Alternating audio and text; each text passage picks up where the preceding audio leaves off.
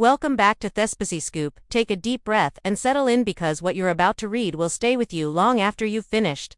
This isn't just another story. It's a powerful reminder of how fragile life can be and how quickly dreams can turn into nightmares. By the time you reach the end, you'll see the world and the people in it just a little differently. It all began with a dream. The kind so many of us have shared at one point or another. A young woman, full of life and excitement, decided to chase adventure in the most American way possible. A cross-country road trip.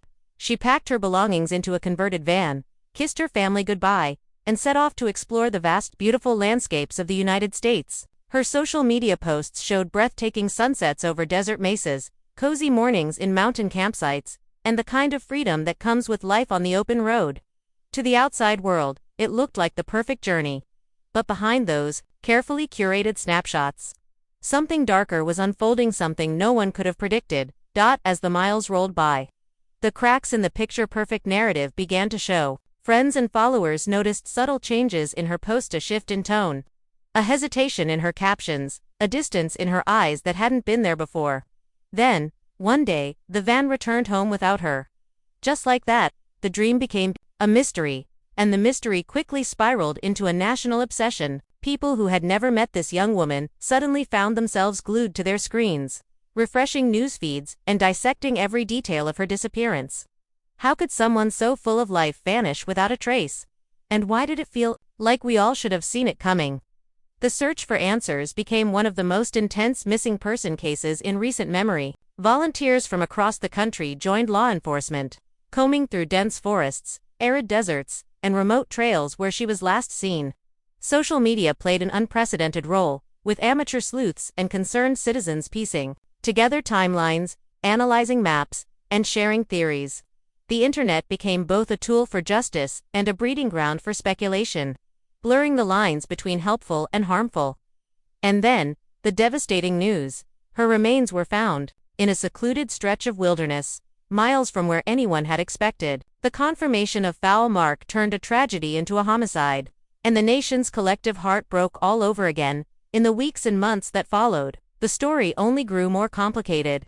The man who had been with her, the one who drove the van home without her, became the focus of a manhunt that played out in real time, across news networks and social platforms. His eventual disappearance, the discovery of his belongings in a swamp, and the cryptic note left behind only deepened the sense of unease.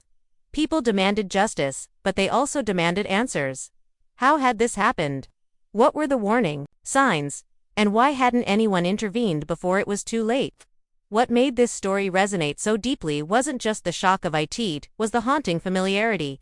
It forced us to confront uncomfortable truths about the people we love, the relationships we're in, and the way we move through the world. It reminded us that danger doesn't always announce itself with flashing lights and sirens. Sometimes, it's hidden in plain sight, masked by laughter, affection, and the illusion of normalcy. And it showed us just how quickly a life can be derailed, not by some unforeseeable accident, but by the very person who was supposed to cherish it. In the aftermath, something remarkable happened. Strangers who had never met this young woman began sharing their own stories of toxic relationships, of near misses, of the times they'd ignored their gut instincts and lived to regret it.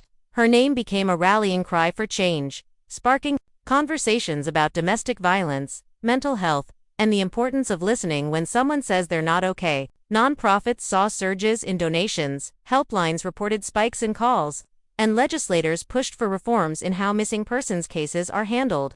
Her tragedy, as unbearable as it was, became a catalyst for action. So what do we do with a story like this? How do we honor a life that ended too soon? We start by paying attention to the people around us, to the red flags we might otherwise dismiss, to the quiet cries for help that too often go unheard. We educate ourselves on the signs of abusive relationships, not because we think it could never happen to us, but because we know it can happen to anyone.